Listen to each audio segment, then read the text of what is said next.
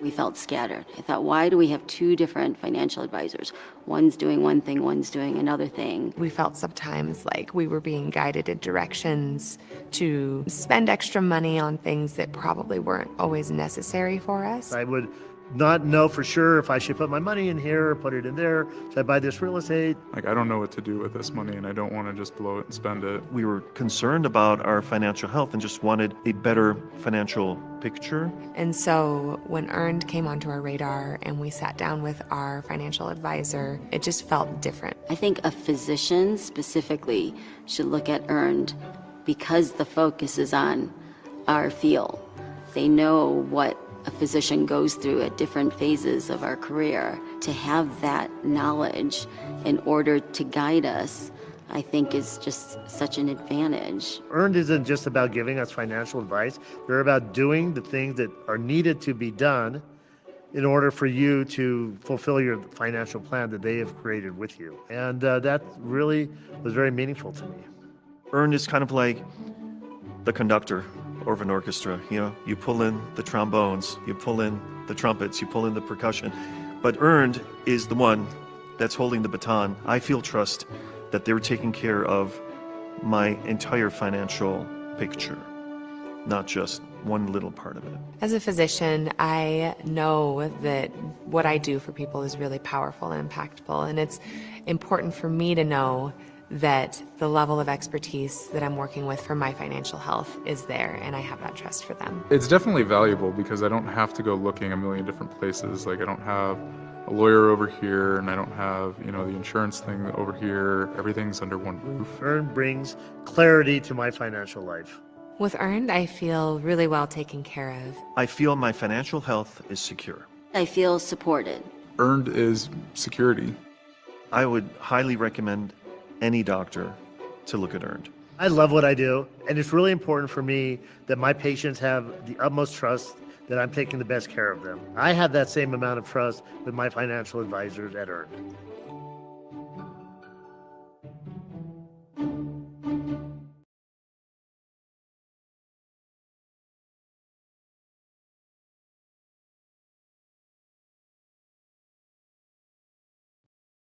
Everyone, and welcome. Thank you for joining us today to How to Build Your Debt Payoff and Investing Plan, brought to you by Earned and Physician on Fire.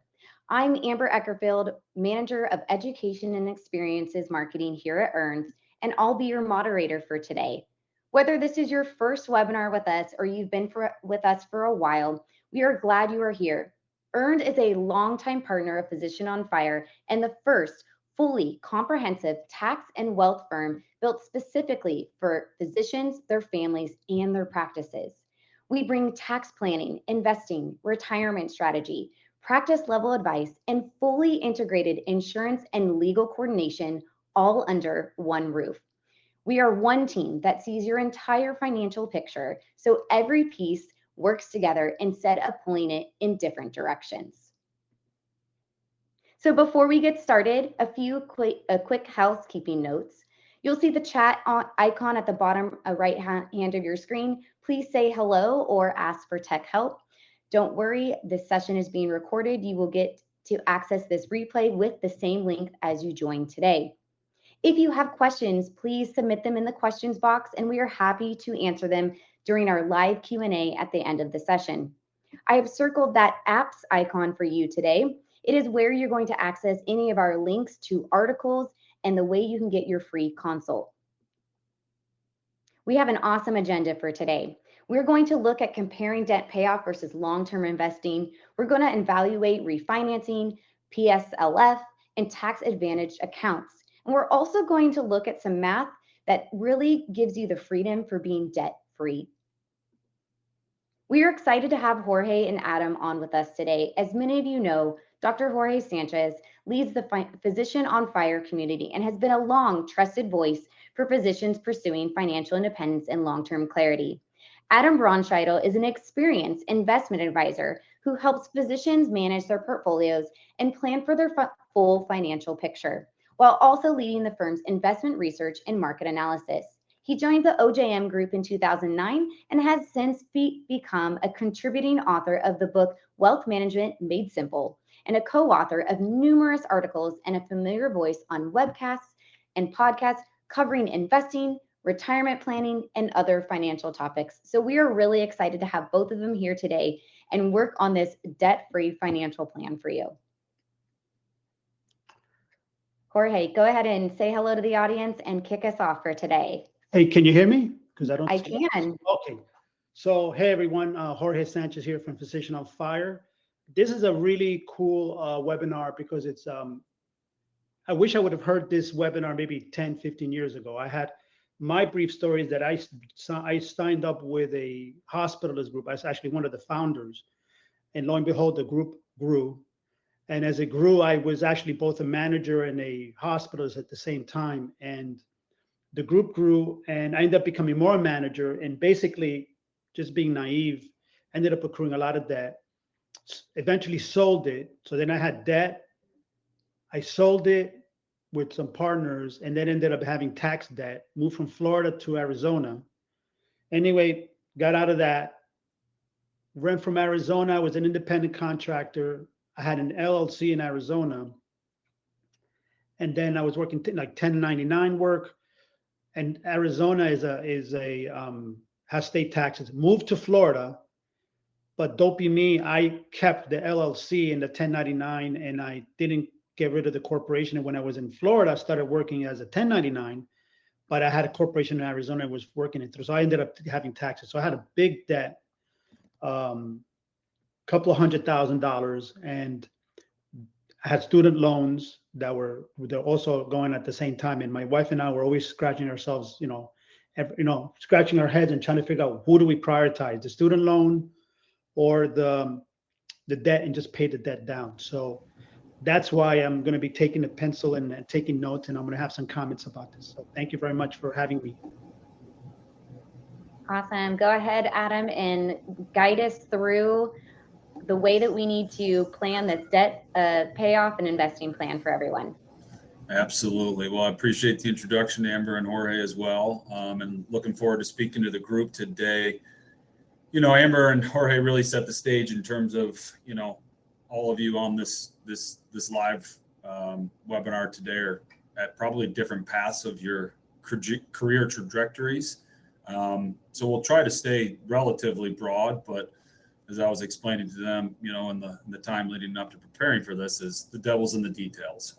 Everybody's situation's going to be vastly different in terms of, what their income potential is, what their student loan balance is, across the board. So we'll try to give you some high level tips and things to consider as you navigate and walk that path. So until you're debt free, you're always going to have this invest versus payoff dilemma, payoff debt dilemma, excuse me.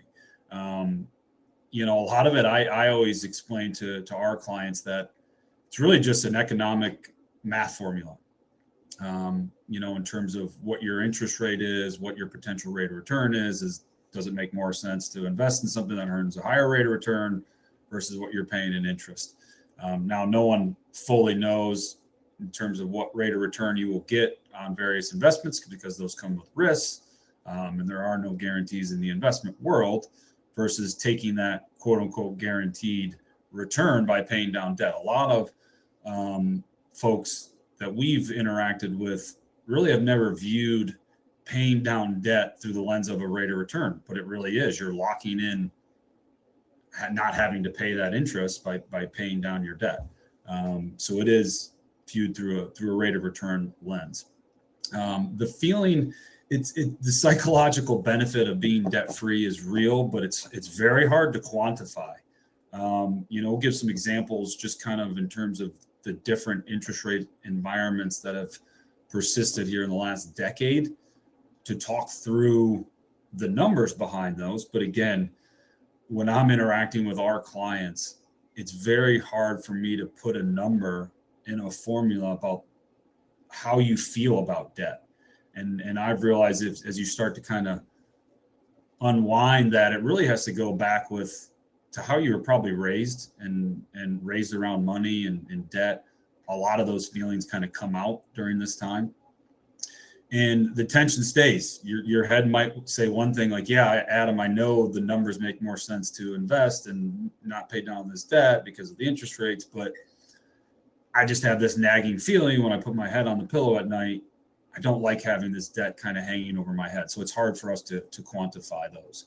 I'll add a couple snippets here that I think are just good numbers to keep in mind. When it comes to investing, most of you probably know the sooner you start investing, the more wealth you're going to build. That's compounding interest. One of the most extreme examples or analogies I've come up with is if you take a penny and you double it every single day for 30 days, how much money do you have? I'm not going to pick on anybody in the audience, but just kind of think of that number in your head. And I would probably tell you to add a few zeros because you're most likely way under. I've never had anybody remotely get this correct. But if you did that, you'd have $5.3 million. If you take a penny and you double it every day for 30 days, and you actually don't get across the $100,000 level until day 25. That's compounding. Now, your money, your investments doubles every decade if you get a 7% rate of return. So in that example, your money doubling 30 days, 30 times a decade is 30 times 10. That's 300 years. No one lives till they're 300. It's an extreme example. But again, the sooner you start saving, the better off you're going to be. There are some tax benefits that come with certain elements of debt. We always like to explain there's good debt, there's bad debt. Not all debt is created equal.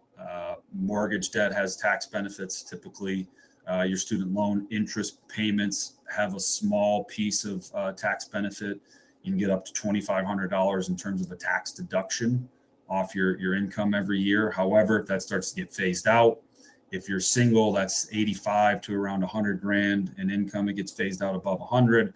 If you're married filing jointly, that starts at 175 and gets phased out once you get above the $205,000 level.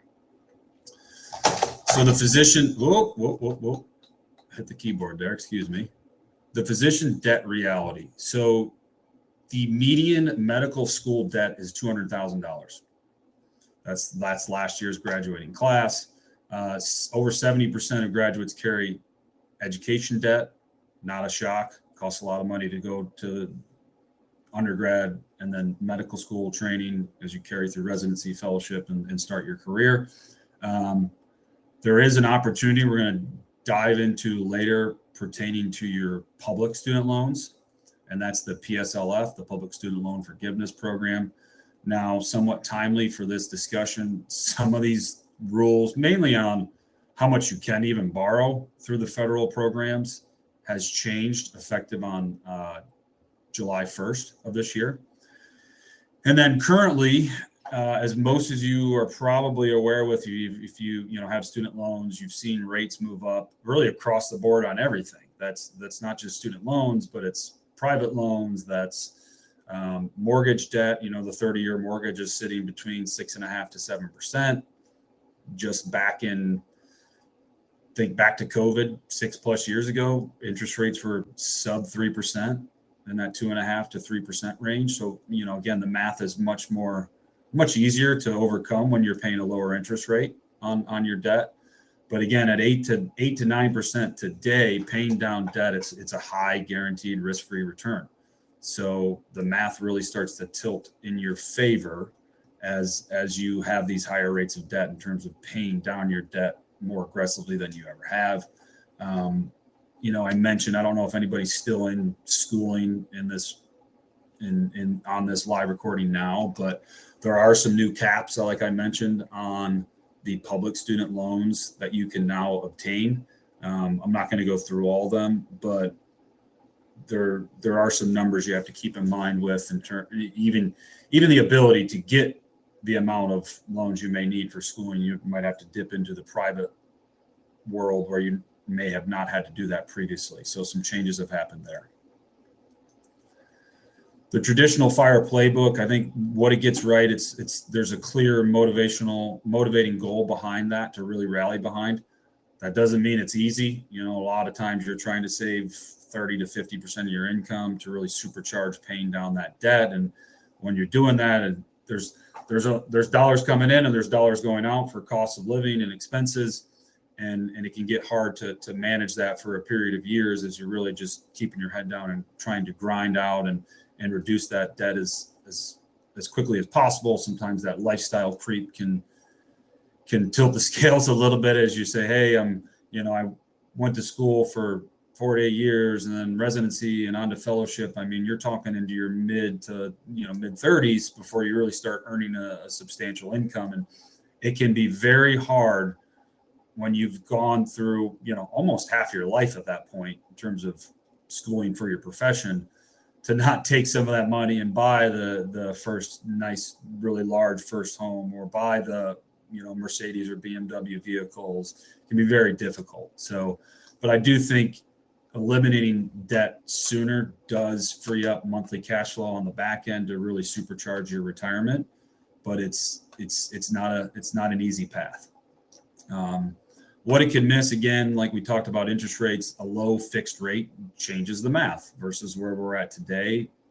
This is an open-ended discussion. As interest rates change, that kind of changes the analysis and the opinion of what you should or shouldn't do. So I always, again, implore people to understand that the devil is in the details. PSLF can change the math entirely. Myself, as an anecdotal example, my wife came out of school. She's in the education profession with some substantial public student loans. Now, she was able to participate in the PSLF program. She worked for a public school for 10 years and was able to get those actually forgiven just a few years ago. I can talk a little bit more if anyone has any specific questions around that and give you some more details on how that process works, how to certify for that, how to get your monthly credits, etc. Refinancing options that reprice the loan can sometimes make sense. Again, that's going to depend on if you have public versus private loans. This often at times can leave some tax advantage accounts on the table as you're paying down debt. Again, there's money coming in, money going out. You're going to have to make some sacrifice there along the way. A lot of times that probably coming in the way of not fully maximizing your retirement or investment accounts. And you're going to have competing goals. As you have kids, you buy a new home, you try to buy into or build out a practice. There's financial implications of all those decisions and those goals in life. And that can kind of offset the ability to pay down your debt a little bit faster than you otherwise would. So you run the math, right? What's your current rate? Whether you consolidate it or you look across all your various loans, what is your current rate? Again, when you pay that down, that's a risk-free after-tax rate of return. You don't have market risk. Right now, there's various headwinds in the stock market, whether that's the Iran Strait of Hormuz situation, Canadian tariffs today and this week. The headlines are endless. I could show you a chart of all the headlines over time, and there's a lot of doom and gloom typically in the market that exists. So there are risks with the market. And when you're paying down your debt, there is no risk. You're lowering that balance. This also frees the cash flow once the loan is gone. So again, once you get past paying off your debt, that's going to allow you to, have that extra capacity to drive more dollars to your retirement savings goals or, other family-oriented goals, saving towards kids' colleges, things along those lines. This works perfectly in this environment that we are now in. I think oftentimes when I'm speaking with younger individuals who have, or even older individuals, quite frankly, there's 3.5 million individuals in America that have over age 60 that have student loan debt still. So it's not just a young person problem anymore. But when you have that high rate or it's variable and it can adjust if rates continue to move higher, it's best to probably pay that down. Again, it's going to depend on how much your income is, what your overall debt amount is, and what the monthly obligation is. But again, you'd be hard pressed to see me argue otherwise in terms of paying down the debt. And we'll kind of talk about that on the next slide, just with where rate of returns have been this last 5 to 10 years and where they have been historically. Where you want to invest the dollars or kind of lean more towards saving and investing those dollars is you expect a higher rate of return over the coming, mid to long term, think 3 to 5 years, even in 10 years and beyond. You're taking advantage of that compounding tax advantaged growth, especially if you're looking at doing things like Roth IRAs or Roth 401ks. That money grows tax free. So the longer or the sooner you invest that, get it to work for you, the greater your balance is going to be, and all of that growth then becomes tax free. It's best when the interest rate is low or it's fixed. That can really push tilt the equation to moving towards more dollars going towards your investment account versus paying down the debt. So as I kind of set the stage for just looking back at rate of returns, broadly speaking, versus where student loan debt rates kind of are broadly right now. The market's average kind of in that 9 to 10% range. I think when I started my career 20 plus years ago, it was closer to 8 to 9. And now after this last decade of a really good run in the market, it's right around that 10% range. But it's been a good last couple of years. I mean, even this year, you look, the S&P is up 12 to 13%, but the market doesn't just go up, a couple percent a month. There's volatility in those returns that you don't really see when you look in hindsight. This year's an example. At the end of March, so 4 or 5 months ago, the S&P was down 7 to 8%. So we've kind of navigated and overcome that kind of short-term sell-off that we had earlier this year. 2025 last year, stock market was up 18%. The year before, we were at 25. In 2023, the market was up 26%. So we're going on 4 consecutive years now of positive growth above and beyond the averages on the S&P 500. Really going back to COVID, we've only seen one negative year, which was in 2022, and the market was down 18%. COVID even is a even more extreme example of market volatility in action. When COVID kind of hit, early, I think February into March is when it really became a thing. The S&P was down over 35% at one point. It ended the year up almost 20%. That's a big swing in terms of the underlying returns of the market. So I say all this to just explain that there are no guarantees in the stock market, and yes, it's on average up more than it is down, but there are pockets of volatility that can exist. So it's not an easy formula to digest, because I don't have a crystal ball. No one does. No one knows what the market's going to do even in the next couple months, let alone 3, 5, 10 years from now, as you consider paying down a debt more aggressively versus investing. It's a difficult conversation, and I think you really have to bring it back to your personal circumstance and your goals. So I highlighted this a little bit, but when you get out of school, you kind of shake the trees and see where everything lands in terms of, all right, I have 4 or 5 loans, a couple of them are federal, some of them are private, really just housekeeping and doing a cleanup in terms of knowing where everything's at, making sure you have logins, making sure they have your accurate, updated information, just so you can start evaluating some of these options that you have at your disposal, whether that's refinance or look in the public student loan forgiveness program.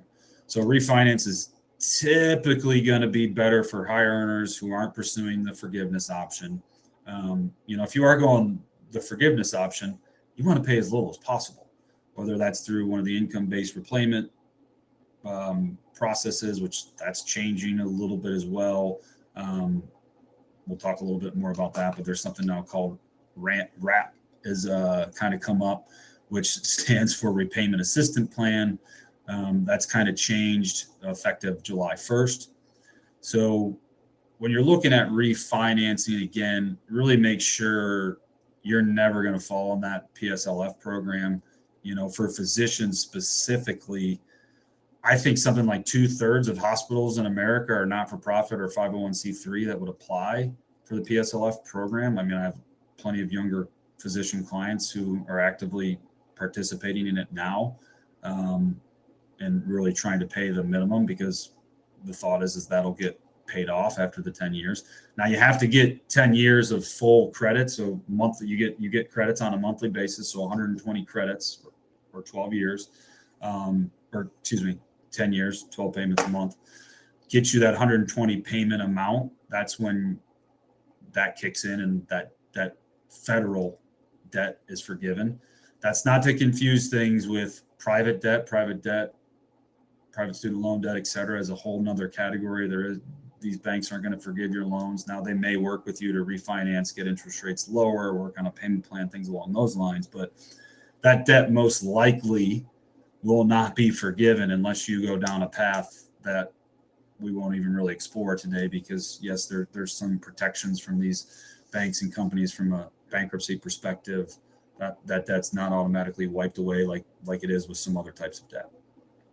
So going back to the refinancing side, a lower rate's going to shrink the gap and can speed up a competent payoff.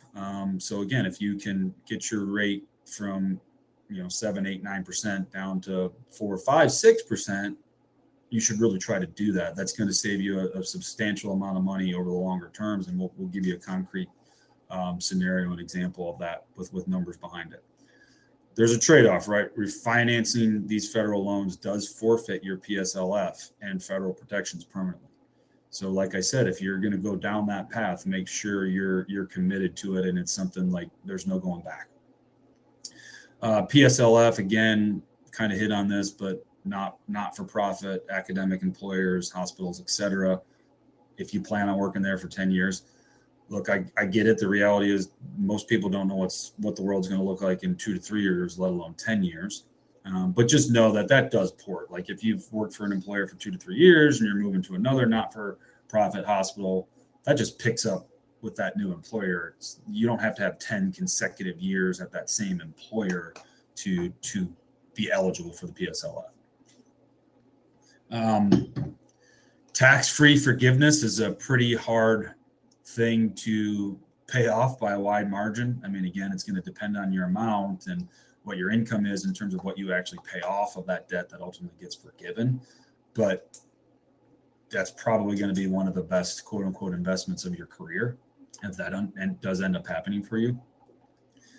And we mentioned this, but it requires eligible employment and discipline certification along the way. I just had a meeting with a client earlier this week or yesterday, and come to find out, I knew she was working at a not-for-profit hospital. They've moved around in the last, probably twice or 3 times in the last decade. She hasn't been certifying through the PSLF, which you can actually go in and backdate it. So right now she's in the process of getting that form signed by some of the old employers to get credit for those months that aren't currently in the system. So really just have to keep your house in order and make sure you're disciplined in that certification process along the way. I mean, again, I give you an example of my wife. For my personal life, we typically did it once a year. She works in a school system. So like right now when she's going back to school, we kind of certify it for the previous year. And along the way, as you get closer to that 10-year, 120 payment number, we were kind of doing it more periodically just because you want that once you hit that 120 payment, you want that to stop pretty immediately versus, hey, waiting 3 to 6 months and still paying the minimum. It didn't make any sense to do that. So you'll get a little more aggressive in that certification process. You get closer to that 10-year horizon. So here's, like we mentioned, the exact example. So I'll look some statistics on the PSLF program. Broadly speaking, about a little over 90 billion has been forgiven through the start of this year through the program. 1.2 million borrowers have received forgiveness, average about $75,000 per borrower. And again, probably no shock, but healthcare workers you probably have some of the highest balances in terms of student loan debt and the largest balances that actually get forgiven. So refinance. I'm not even saying this is something you can go out and get today, but just to give you a sense of how significant it can be in dollar terms. You would think, hey, a $300,000 loan, currently paying 7.5% interest on it annually. If I can get that not quite cut in half, but to around 4.5, what are the implications of that?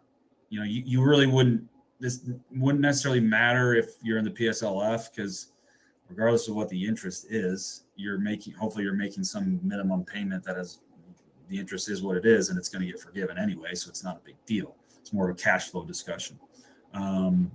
But if in this example, if you go from the 7.5 to 4.5 and you pay this debt off in 5 years, it's about $25,000 in interest you save over the life of the loan.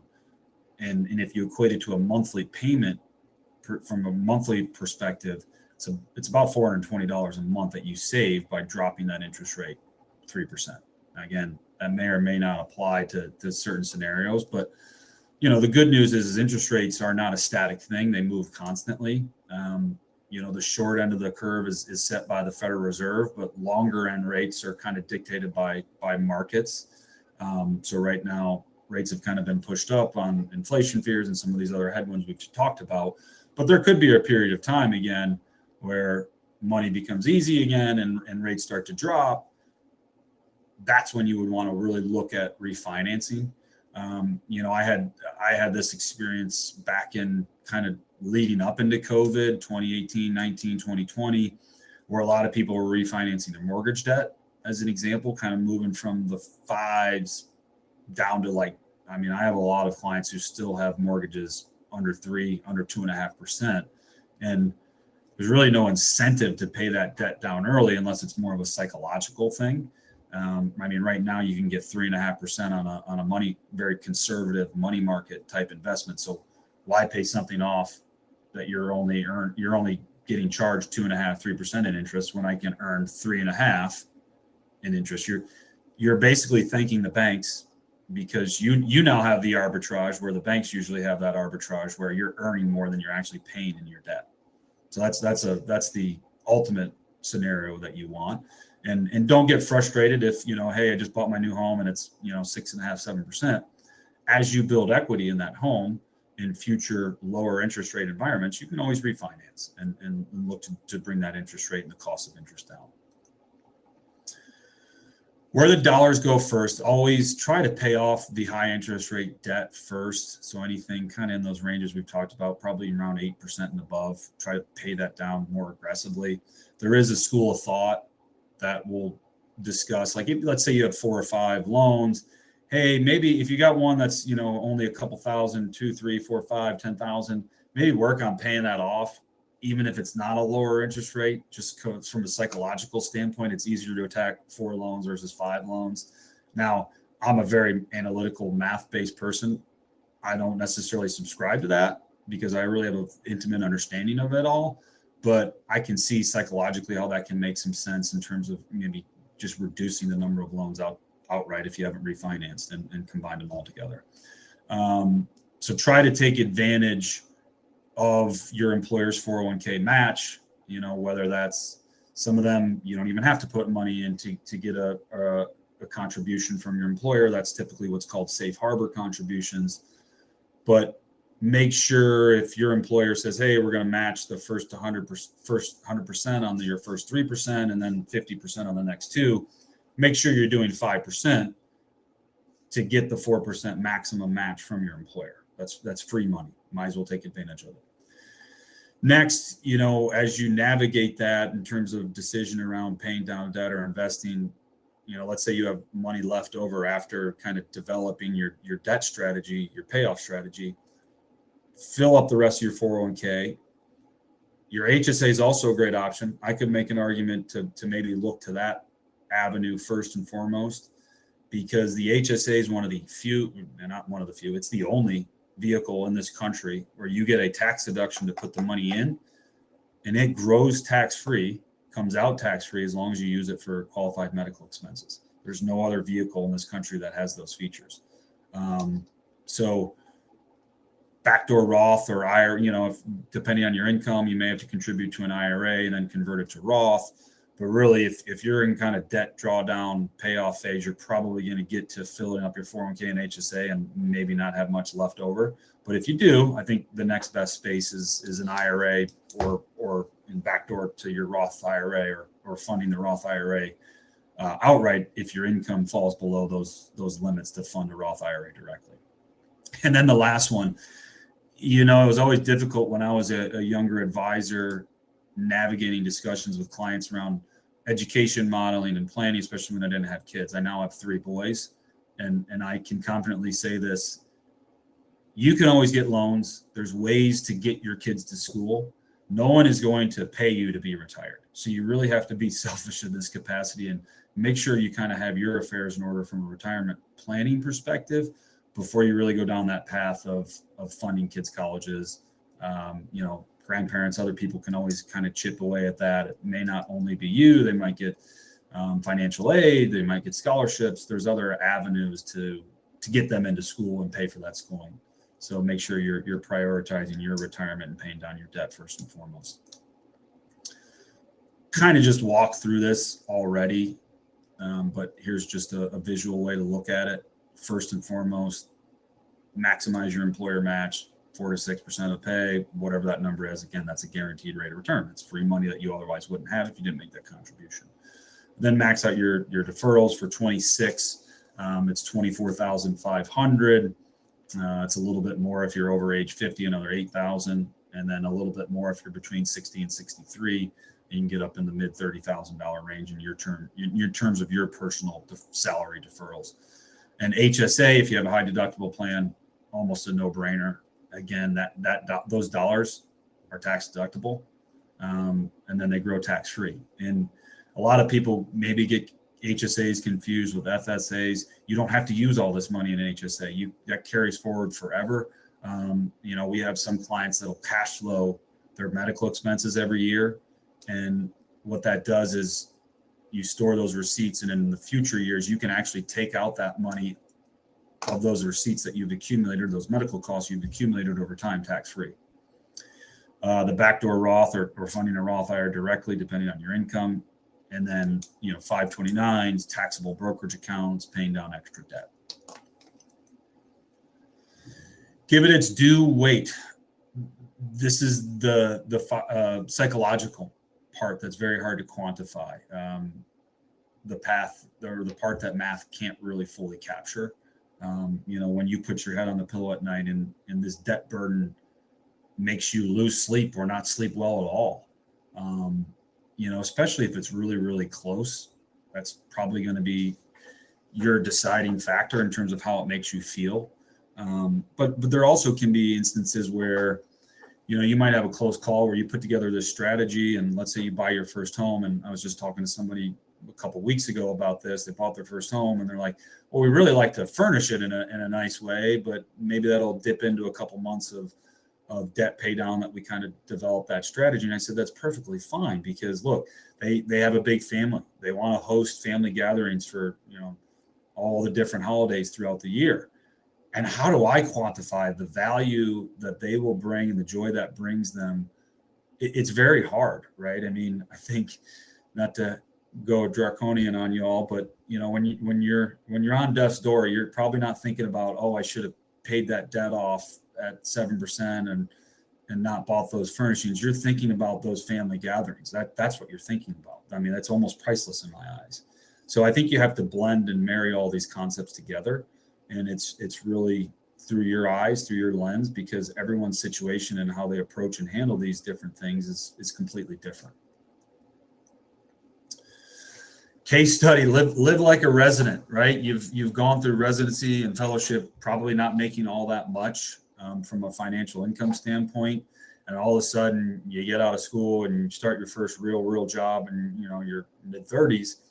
It's very hard. I kind of mentioned it, the lifestyle creep, very hard not to let that kick right in and buy the $1 million house and buy the BMW or spend money on things you've kind of have put off to the side for a better part of a decade plus.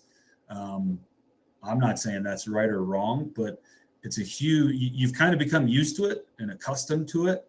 So kind of let that drag out for a period of 2 to 5 years, keep that training era of spending really tight, and try to knock out this debt and not have it linger into your, 40s, 50s, 60s and beyond. Kind of like, Jorge gave a personal anecdote of his life.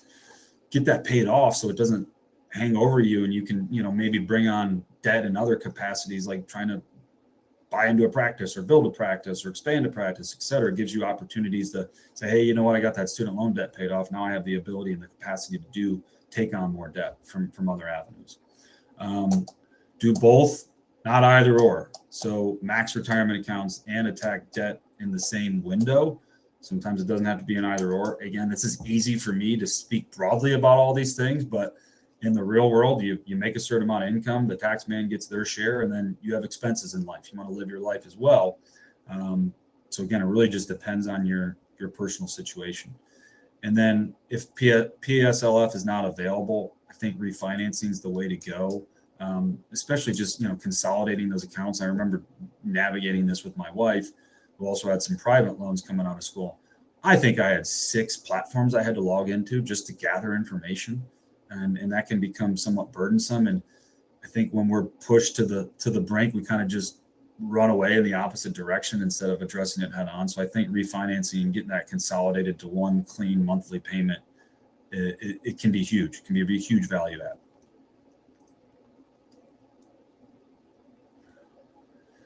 So a framework you can apply, depending on what stage you're at. What's my real rate? What is my interest rate on all my student loans? And then if you have multiple student loans, you really have to find out the weighted average. So let's say you have a loan at 100 grand paying 7%, and then I have a loan of 10 grand at 3%. Like, you got to blend in the cost of those to figure out your true rate, interest rate across both loans.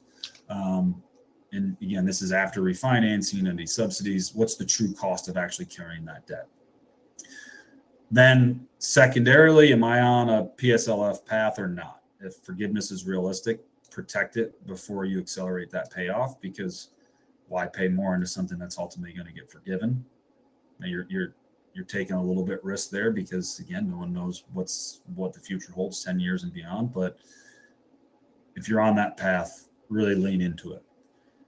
Have I captured the match? Take advantage again of that free employer match. And the core tax advantage space comes first. Again, 401k, 403b, 457, whatever you have through your employers, through the hospital system, et cetera, take advantage of that first and foremost. How big is the gap? The loan rate versus expected rate of return decides how much the math is really at stake. Now, the hard part about that is, as we've discussed, no one knows what the expected rate of return is on the stock market, as an example. So it's very hard to kind of think through that logistically, but I would say, again, we've had a really good run the last decade plus. Will the next decade look like the previous decade? Most likely not, but no one really fully knows that answer. So you can kind of just look back to the averages and start there. What lets me sleep at night? That's the hard one to quantify. Name your peace of mind premium, and let it break genuinely close calls. Let that really be the deciding factor. If it's close enough, I think you want to err on the side of that extra peace of mind. And again, there's no universal right answer. There's the right answer for your rate, your goals, and your quality of life and your peace of mind. That was the gist of the formal presentation. Look forward to hearing some potential questions. In terms of anything directly related to me, I know a lot of this stuff is very intimate and personal that you might not want to share in this Q&A type session, but my information's there, adam@ojmgroup.com.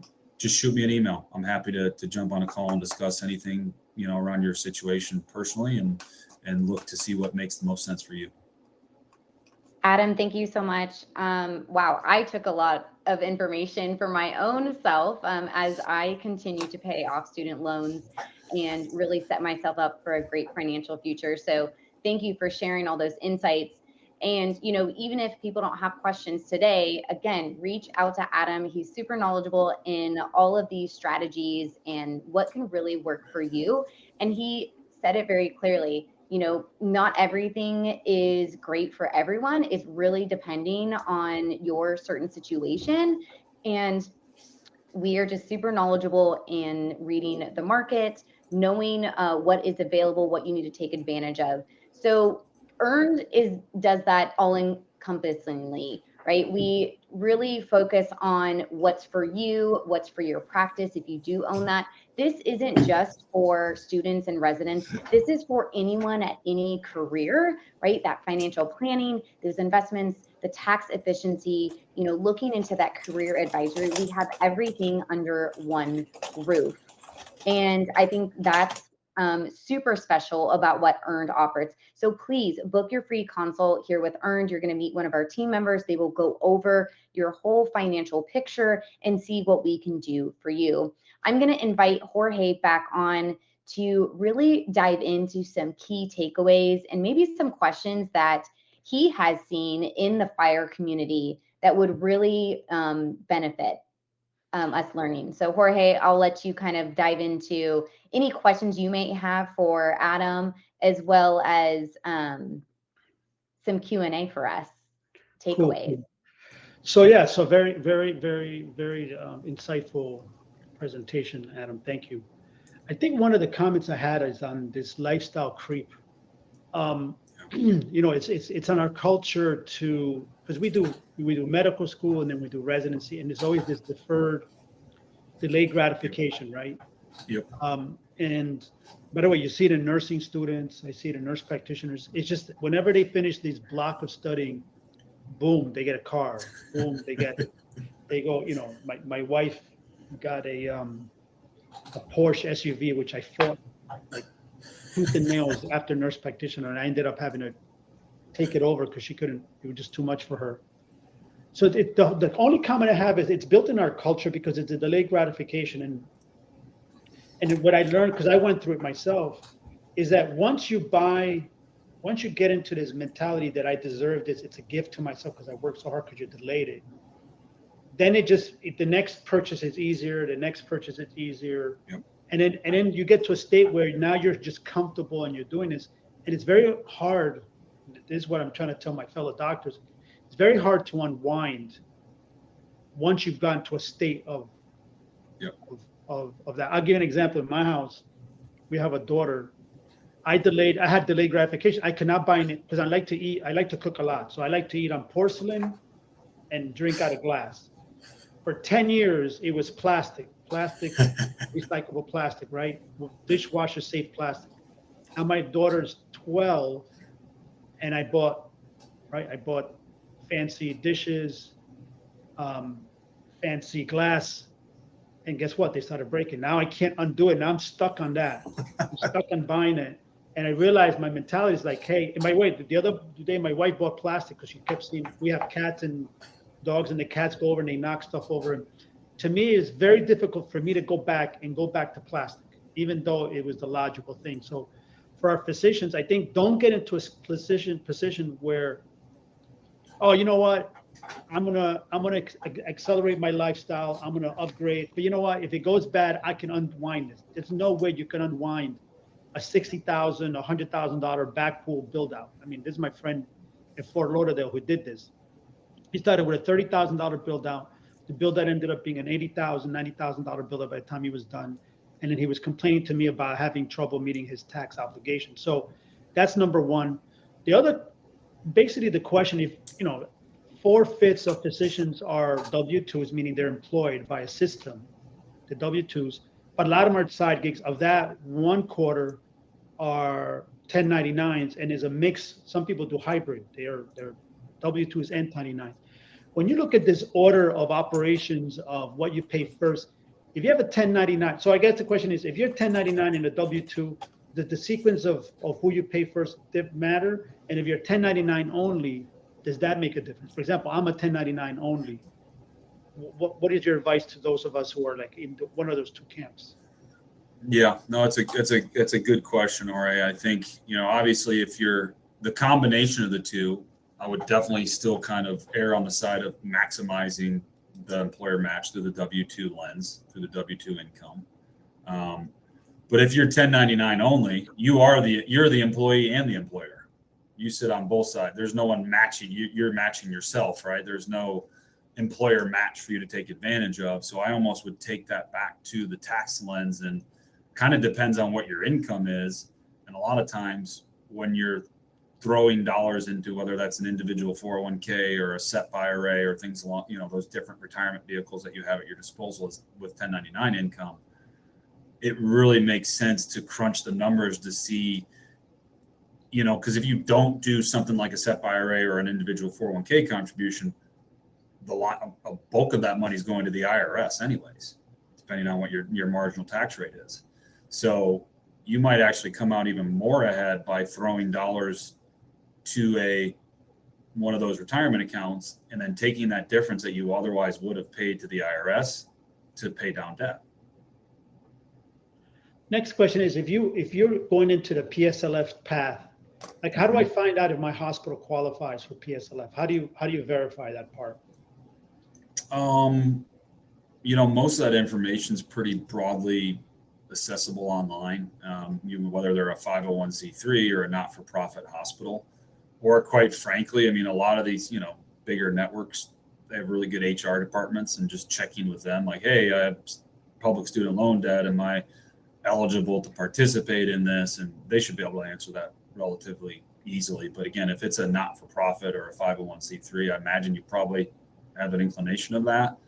And if that's the case, then yes, you can walk that PSLF program. Now, again, that only applies to federal student loans. So that wouldn't apply to private student loans, just the federal side.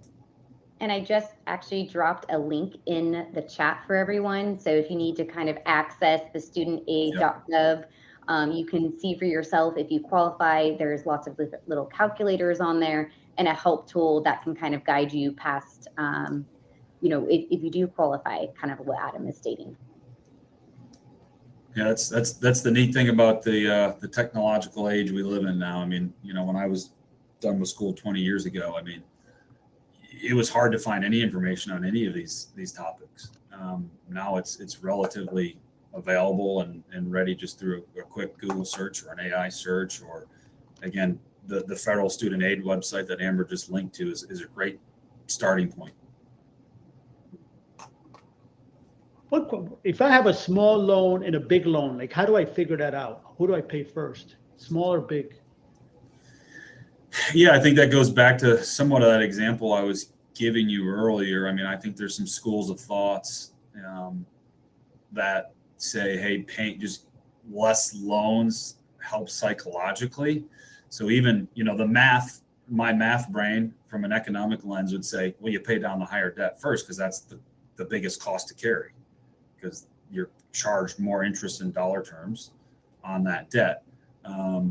But there is a psychological element of, hey, I have a smaller loan, and it would just really clear some space in my mind, just having that gone and only having to deal with one loan directly. Or even, hey, if you have two loans, can you consolidate? Can you refinance?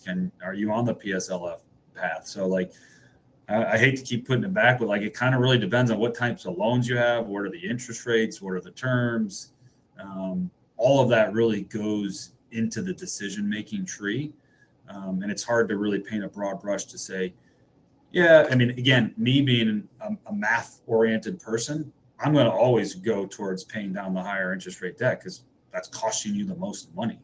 And I'd like to sit here and say, yeah, that wasn't a psychological hurdle for me. It was, but I also had a lot of knowledge to really, just from my career, to tap into to really get me over those objectives in my own brain,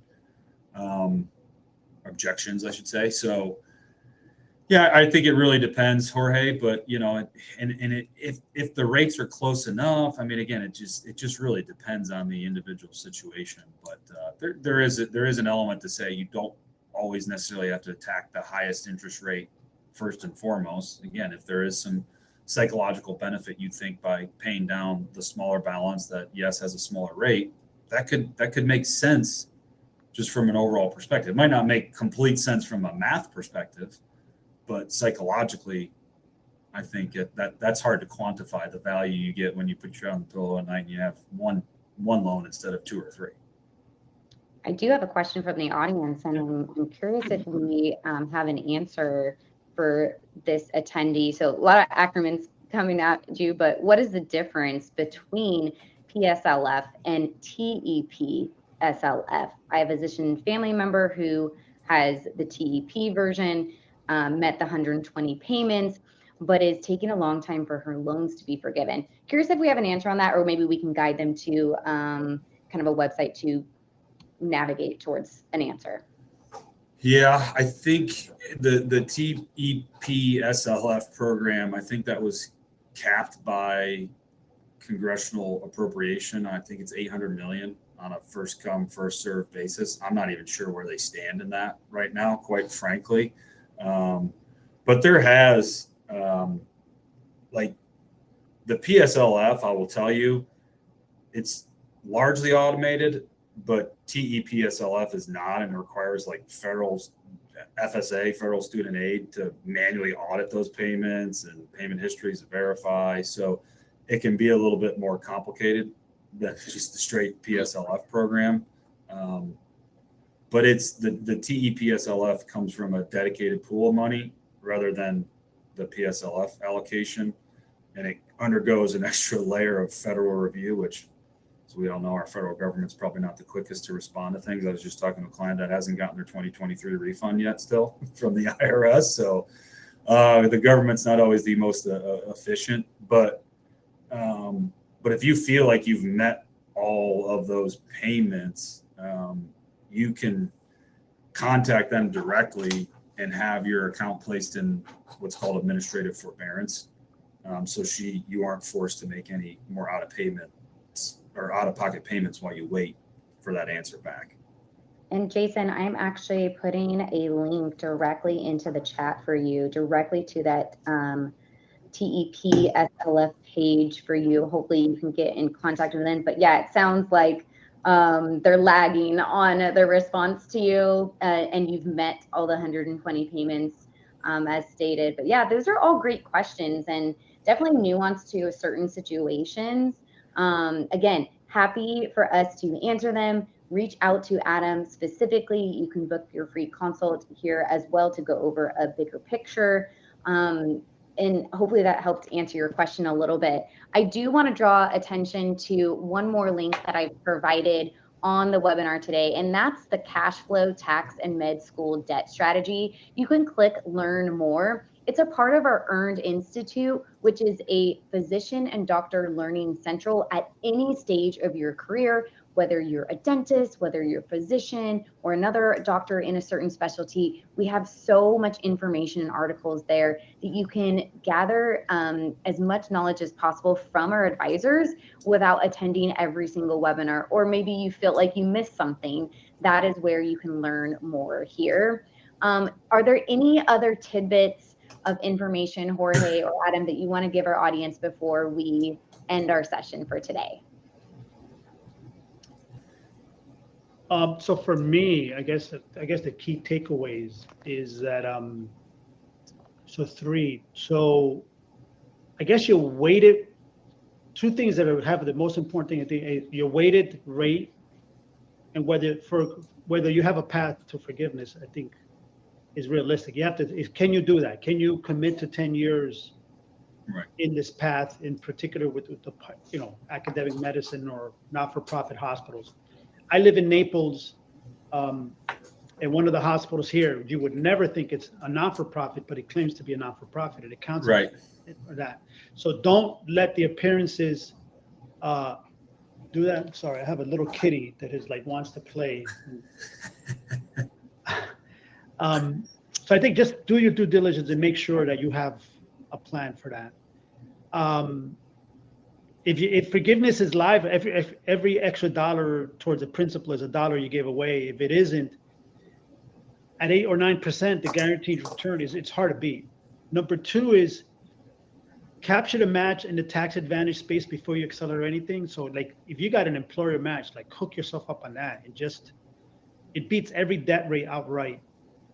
And if you look at Adam's, when you review the video, it's working out. A plan matching 100% of your first 3% and 50% of your next 2% requires that you put 5% to collect the full 4%. After that, you go after the HSA if you're eligible, right? So those are like no-brainers to me.